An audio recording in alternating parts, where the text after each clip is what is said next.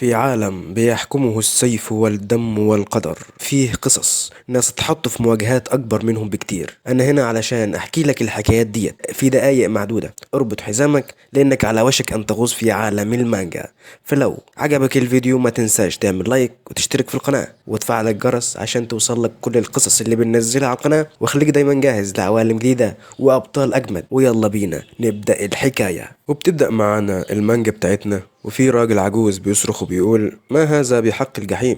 لقد انتقلت لعالم من آخر. ما الذي يحدث لي الآن؟ منذ دقيقة واحدة كنت نايم في حصة الرياضيات، بس دلوقتي لقيت نفسي هنا في العالم ده. وبيصرخ بصوت عالي وهو بيضرب بالعصاية اللي معاه في المية ويقول: أنا عمري ما وعدت بنت قبل كده، وكنت خلاص هبدأ أعيش حياتي الجامعة، وفجأة أصحى كده راجل عجوز. لأ، مستحيل أقبل بكده. وبيحط صوابعه في نص دماغه وبيقول لنفسه: بما إني انتقلت لعالم تاني يبقى اكيد الراجل العجوز ده كان سيد خفي، لازم ادخل جواه واشوف ذكرياته، يمكن الاقي حاجه تفسر اللي بيحصل ده. وبيحكي بطلنا وبيقول: العالم اللي انتقلت ليه ده اسمه عالم كوندون، بتدور احداثه حوالين حاجه اسمها الزراعه. بس ما تفهمنيش غلط، الزراعه هنا مش اللي فيها الفلاحين، لا، الزراعة هنا معناها التدريب، الثقل وتقوية الجسد والروح. وعلشان تبقى مزارع قوي في العالم ده لازم تعدي بمستويات كتيرة. أول مستوى اسمه ثقل الليتشي، بعديه إنشاء الأساس، بعديه تشكيل النواة، بعد كده روح الوليدة، بعدها تحول الروح، بعدين الاندماج والتكامل، ثم الارتقاء العظيم،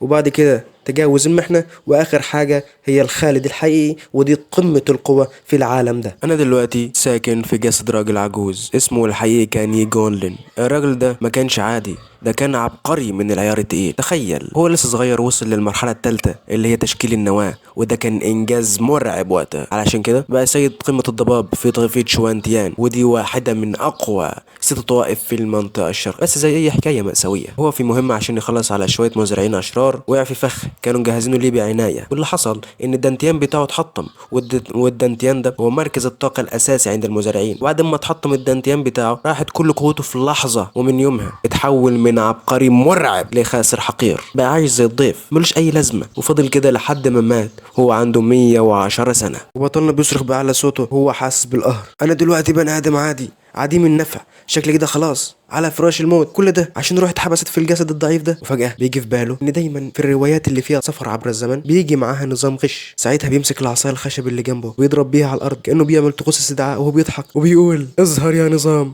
تعالى بقى خليني اكسر الدنيا. بس مفيش حاجه بتحصل. وبعدين بيبدا يتحايل على النظام: طب يا عم النظام اطلع لي بس حتى لو نسخة تجريبية منك. وبرضه مفيش فايدة، النظام مش بيرد. فجأة تجيله فكرة، وهي ان ممكن الراجل العجوز ده يخبي سره في الخاتم. في كل الروايات برضه دايما في عجوز غامض بيكون عايش في خاتم. بسرعة بيحط ايده في جيبه وبيطلع خاتم قديم وبينده بصوت عالي وهو بيضحك ضحكة شريرة: يا راجل يا عجوز، انا عارف انك جوه، اطلع لي بقى اطلع لي بقى. برضه مفيش حاجة بتحصل، بيتنرفز ويزعق: اما تطلع بقى يا عجوز، انا تعبت، اطلع بقى. وبعصبية بيرمي الخاتم بعيد ويشتم بصوت عالي: يا نظام يا حقير، كل الروايات اللي كنت بقراها كانت غلط. وفجأة بيظهر صوت في دماغه وبيقول: اما اكتشاف شكاوي زائدة لقد اضطر النظام الى التنشيط ايها الضيف، كن متحضرا. بيتضح لينا ان ده صوت النظام. وبطلنا بيفرح وبيقول بحماس: اخيرا اخيرا ظهرت، اخيرا يا نظام، كنت فاكر حياتي هتبقى مملة من غيرك، الحمد لله انك موجود. النظام بيرد عليه: اسف على التأخير، بس تم اكتشاف كمية شتايم غير طبيعية، وعلشان كده انا اعوضك عن كل اللي حصل ده. وبيديله النظام حزمة المبتدأ ويقول له: احب افتح لك الحزمة دلوقتي. فبطلنا من غير تفكير بيقول له: اكيد افتحها حالا. فجأة تظهر قدامه رسالة من النظام مكتوب فيها: تم فتح قدرة خاصة وهي القوة خلال الشدائد، طالما ان خصمك اقوى منك هتوصل فورا لمستوى اعلى منه، ومفيش اي شروط للقدرة. بطلنا بيتصدم وهو بيقرا الرسالة وبيقول: ده يعني حتى وانا راجل عجوز ضعيف ممكن اواجه الخالدين؟ لو المهارة دي بجد يبقى مفيش حد هيقدر يوقفني ابدا، وارتفع في المستوى كل ما قاتل. بس قبل ما يفرح اكتر بتوصل له رسالة تانية من النظام مكتوب فيها: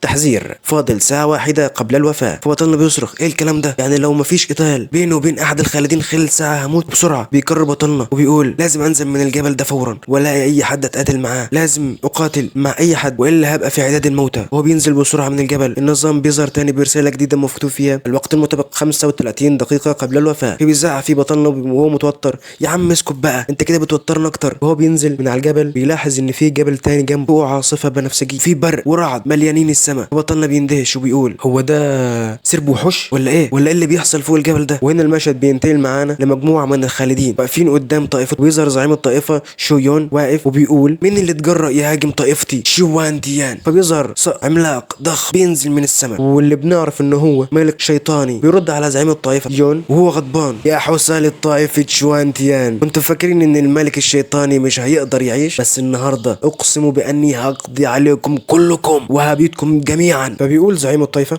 وهو يبص للصقر الشيطاني بصدمة: يعني كنت انت الوحش اللي حطمتك من سنين ورميتك من فوق المنحدر بعد ما مسحت شعب مملكتي من الوجود، ودلوقتي راجع تزحف علشان تنتقم مني على شوية العيال دول؟ فالصقر الشيطاني بدأ يضحك ضحكة مرعبة، والظلام لف حواليه، طلع قوته اللي كانت مرعبة لدرجة ان الارض نفسها اتهزت، وقال بصوت مرعب: ايه رأيكم في قوتي دلوقتي؟ فزعيم الطائفة اتجمد مكانه، قال وهو مصدوم: مستحيل، وانت فعلا دخلت العالم والروح الوليدة؟ وواحد من اتباع زعيم الطائفة قرب منه وقال له بخوف: يا زعيم هنعمل ايه دلوقتي؟ احنا مستحيل نقدر نقف قدام خبير في عالم الروح الوليدة. الزعيم رد عليه بنبرة حازمة وقال له: حتى لو احنا ضعفاء مش هنسلم نفسنا للموت، لو نهايتنا قربت يبقى نموت واحنا بنقاتل من اجل طائفة شوانتيان. الصقر الشيطاني صرخ اتباعه وهو بيقول: يا اتباعي اقتلوا كل المزارعين الحقراء دول. وفجأة بدأ القتال بين الطائفة والوحوش الشيطانية، والمعركة كانت عنيفة جدا، سيوف وصرخات وضرب في كل اتجاه. وسط المعركة ديت ظهر بطلنا وهو بيترنح وقال بصوت عالي: يا جدعان مش ناوي حد فيكم يضربني؟ فجأة جات له رسالة من النظام بتقول له: فاضل 20 دقيقة على موتك. البطل اتجمد، عينيه دمعت، وقال لنفسه وهو مرعوب ويائس: هم بعيد عني دلوقتي، مش هيلحقوني، ومفيش وقت امشي، حد لازم استخدم حركة هيل ماري، هو مفيش منها امل كبير، بس هي اخر حاجة عندي دلوقتي. في اللحظة ديت الصقر الشيطاني جمع كل طاقته في ايده، والضحكة المرعبة طلعت تاني من بقه وهو بيضحك وقال: هو ده كل اللي عندكم يا شوية ضعفاء؟ نهايتكم خلاص قربت، دلوقتي هتشوفوا غضب ملك وصل لمرحلة الروح الوليدة. وفجأة فتح بقه وخرج منه شعاع بنفسجي ناري، راح ناحية زعيم الطائفة واتباعه زي الموت اللي جاي بسرعة. الضربة خبطتهم كلهم، وقعوا على الارض وجسمهم مبقاش قادر يتحرك، تعب والدم نزل منهم والموت بيقرب. فبيقول زعيم الطائفة هو بيحاول يقوم بصعوبة: فعلا الفرق بين مزارع في مرحلة تشكيل النواة وواحد في عالم الروح الوليدة كبير جدا، ده فرق مرعب. الصقر الشيطاني ضحك بسخرية وقال بصوت عالي وهو بيتحدى: مين تاني عايز يموت؟ استسلم بقى وواجه مصيرك، محدش هيهرب منه. وفجأة صوت جاي من بعيد بيقول: يا طائر يا غبي انا هنا. الصقر الشيطاني بص ناحيته وهو مستغرب جدا، وفجأة اتضح ان اللي بيتكلم ده كان بطلنا ايه. الصقر الشيطاني قال له وهو مش معز منه: انت يا عجوز يا نتن، انت كمان عايز تموت؟ لكن بطلنا صرخ بصوته كله متحديا الصقر الشيطاني: يا طائر يا غبي، هو انت مجنون؟ تعال اضربني بسرعة، انا واقف مستنيك اهو. فبيقول بطلنا في نفسه وهو بيحس ان الامل بيرجع له: الحمد لله ان لقيت مكبر الصوت في ذكريات الراجل العجوز، كل اللي احتاجته كان حجر روح يشتغل بيه، ولولا كده كنت هفشل. فالصقر الشيطاني اتنرفز جدا ووشه اتغير وقال بصوت مليان غضب: عمري ما شفت حد غريب زيك، شكلك مجنون فعلا، تمام هتموت دلوقتي. فزعيم الطائفة هو مش مصدق اللي بيشوفه، بيشاور على بطلنا وهو بيقول: هو ده مش الاخ الاصغر ايه؟ فالبنت ردت بسرعه وقالت: ايوه ده الاخ ايه، ده كان اسطوره قمه الضباب في طائفه شوانتيان. وواحد من الاتباع قال وهو مذهول: بس ده كان مختفي بقاله سنين طويله، ازاي بيظهر دلوقتي؟ فبيقول زعيم وهو بيتفرج على المشهد من بعيد: يمكن بيحاول يساعدنا، بس بصراحه هو دلوقتي شكله عاجز ومفيش منه فايده. فالصقر الشيطاني ضحك ضحكه كلها سخريه وبدا يلمع في الظلام حواليه وقال لبطلنا: يعني انت الخاسر المنسي اللي محدش فكر فيه من زمان؟ بطلنا ايه رد عليه وهو بيستفزه: هشويك واكلك على العشاء يا طائر يا غبي، تعال لو عندك شجاعه. وفجاه بتظهر له رساله من النظام بتقول: فاضلك 10 ثواني بس على موتك. فبيقول بطلنا في نفسه هو حاسس باليأس بيتسلل لقلبه: العمل الكبير ده هتاخد وقت طويل عقبال ما توصل لي. والنظام بدأ يعد تنازلي: 10 9 8 7.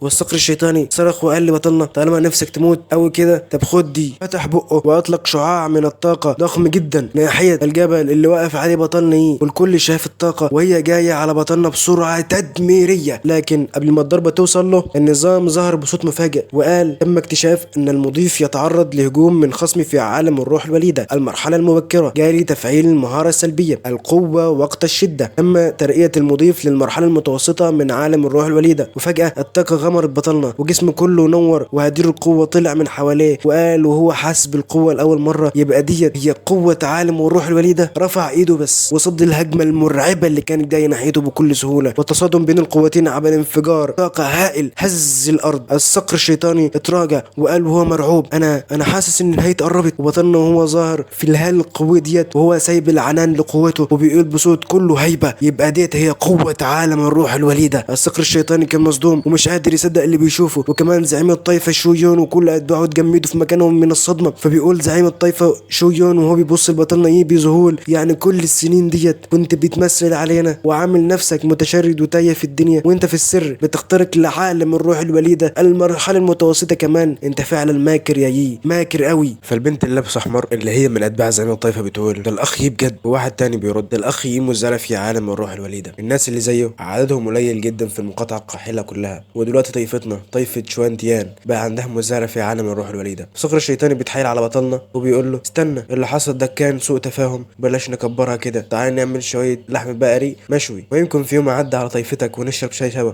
فبطلنا بيرد بغضب سوء تفاهم؟ انت دمرت اساس الطائفه بتاعتي وسببت في موت اخواتي وتقول سوء تفاهم؟ فبتجيله رساله من النظام بتقول له مبروك ايها الضيف، لقد فتحت اول مستوى الزراعه لك، المكافاه العشوائيه تقنيه الخراب العظيم ساجن اصبع السمع. فبطلنا بيجهز طاقه في ايده وبيقول يعني لو انا مسحت عشيرتك من على وش الارض وقتلت كل عيلتك وبعد كده قلت لك ان ده كان سوء تفاهم انت هتعديها؟ فالصقر الشيطاني بيقول بعصبيه مستواك اعلى مني بشويه بس مش فرق كبير، يعني انت فعلا عايز تخوض قتال معايا؟ فبيقول بطلنا بنبره بارده وحازمه في نفس الوقت انا ما بداتش مشاكل مع حد، بس لو حد بدا معايا مشاكل مستحيل اسيبه، وانت عشان توصل لمستوى عالم الروح الوليده اكيد دبحت ناس كتير وانت تستاهل اسوأ من الموت. فالصقر بيجهز طاقته وبيصرخ بعصبيه وبيقول انتم يا بشر فعلا ما خليتوش ليا اي خيار، هضحي بجسمي كله لو ده اللي انا محتاجه عشان هزمك. فبطلنا بيرفع ايده وبيجهز كرة طاقة ذهبية ضخمة وبيقول للصقر زي ما تحب، وبيهجم عليه بتقنية تدفق السماوات الأربعة واللي كانت طاقة مرعبة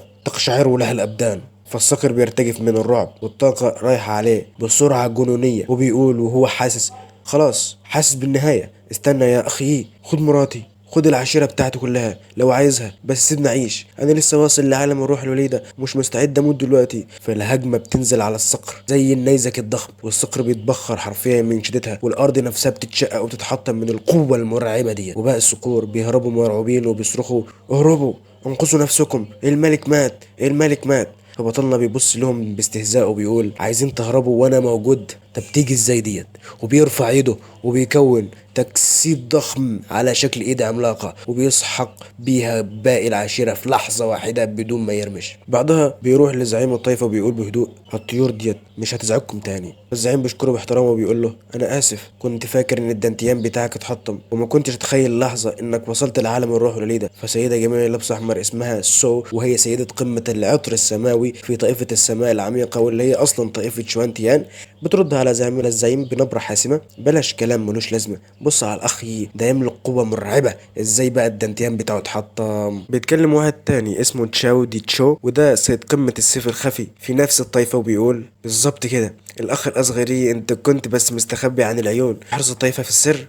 بطلنا بيقول في نفسه انتم بتعرفوا تختلقوا قصص كويس قوي بس مش مشكلة، ده يغنيني عن اني اشرح حاجة. بيوصل اتنين من تلاميذ الطائفة وهم متصابين وبيتكلموا بصوت متقطع من التعب يا سيد الطائفة احنا في ورطة كبيرة، طائفة الرياح والرعد هجمت علينا فجأة واستولوا على مناجم الروح بتاعتنا واخواتنا اللي كانوا بيحرسوا المكان اتعرضوا لخسائر كبيرة. فزعيم الطائفة بيتصدم وبيقول بعصبية الاوغاد دول عمرهم ما كانوا ودودين، بس انهم يسرقوا المناجم بتاعتنا كده دي وقاحة ما حصلتش، من غير عروق الروح مستوانا هينهار، دول بيقطعونا من عند ركب حرفيا. يا اخي انا هاخد التلاميذ وهنروح نسترجع حقنا، هتيجي معانا؟ فبطلنا بيقول في نفسه طائفة الرياح والرعد دي واحدة من الست طوائف الكبار في المقاطعة ديت، احنا اشتبكنا معاهم قبل كده بس دلوقتي بيجمعوا علينا كده، واضح انهم بيستغلوا ضربتنا اللي خدناها من عشيرة الشياطين وبيستولوا على مناجم الروح بتاعتنا، دول ناس واطية بجد. فبتيجي رسالة من النظام لبطلنا بمهمة وهي اعمل دخول رايق في طائفة الرياح والرعد والمكافأة هي هدية لا يمكن تخيلها. فبطلنا بيضحك في نفسه بيقول مهمة تانية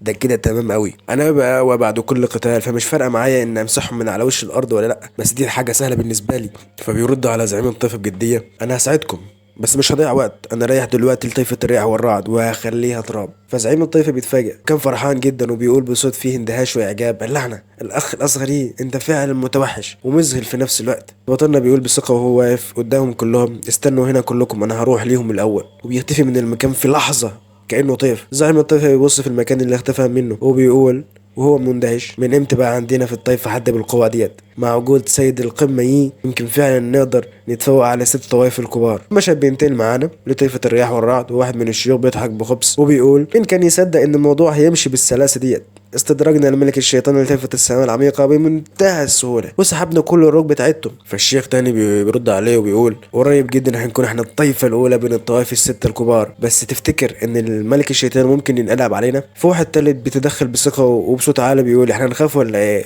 ده احنا طائفة الرياح والرعد. وبعدين انا سمعت ان في شخصية كبيرة جدا من طائفة الريش الخالدة وصلت النهاردة. والمشهد بينتقل معانا على اجتماع رسمي داخل القاعة ضخمة، وسيد طائفة الرياح والرعد اللي اسمه تشين يون هاي بيتكلم مع الشيخ مو وبيقول يا شيخ مو انا سمعت ان ابني تشاو عامل شغل عالي جوه طائفة الريش الخالدة، وبيقولوا انه بيتدرب تحت ايد واحد من الموقرين هناك.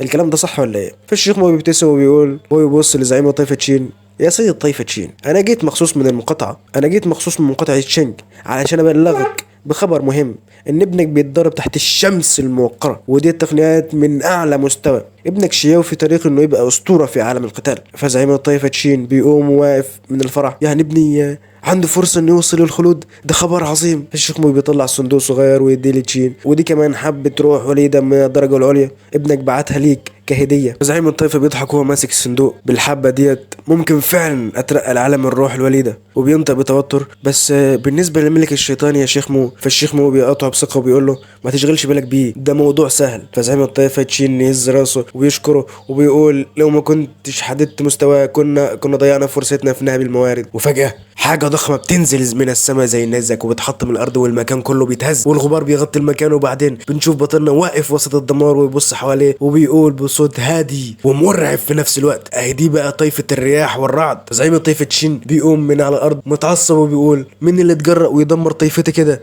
انت مش خايف من الموت ولا ايه؟ فبطلنا بيبتسم ابتسامة باردة وبيقول وهو بيظهر هالته انا اسمي يي جونلين وجيت مخصوص عشان امحي طائفتكم من الوجود. كل اللي في الطائفة بيتصدموا من الهالة القوية، وواحد من الطائفة بيصرخ وبيقول ده في عالم الروح الوليدة. بطلنا بتوصل له رسالة من النظام وبتقول له مبروك تم تفعيل ختم الملك البشري وفن الفراغ العظيم. فبطلنا بيقول في نفسه ده مكافآت النظام بتيجي في وقتها دايما. فبيقول زعيم الطائفة تشين في نفسه وهو مرتبك يجولن انا سمعت الاسم ده قبل كده، وبيسأل بصوت عالي يا حضرة الطوي ايه اللي جابك لطائفتنا؟ فبطلنا بيرد بنبرة جادة ما تتغباش يالا انت عارفني كويس، انا يجولن سيد قمة الضباب من طائفة السماء العميقة. انت اتحدت مع الملك الشيطان عشان تدمروا طائفتي، ودلوقتي جه الوقت عشان ادمر طائفتكم بالكامل. فزعيم طائفة تشين بيصرخ بذهول وبيقول يجولن ايه ده؟ مش انت اللي كنت ضعيف واتدمرت؟ ازاي بقيت في عالم الروح الوليدة؟ معنى كده انك قتلت الملك الشيطاني فعلا. فزعيم طائفة تشين بيبص بسرعة على الشيخ مو بيقول هنعمل ايه دلوقتي؟ الشيخ مو بيرد على زعيم الطائفة بالتخاطر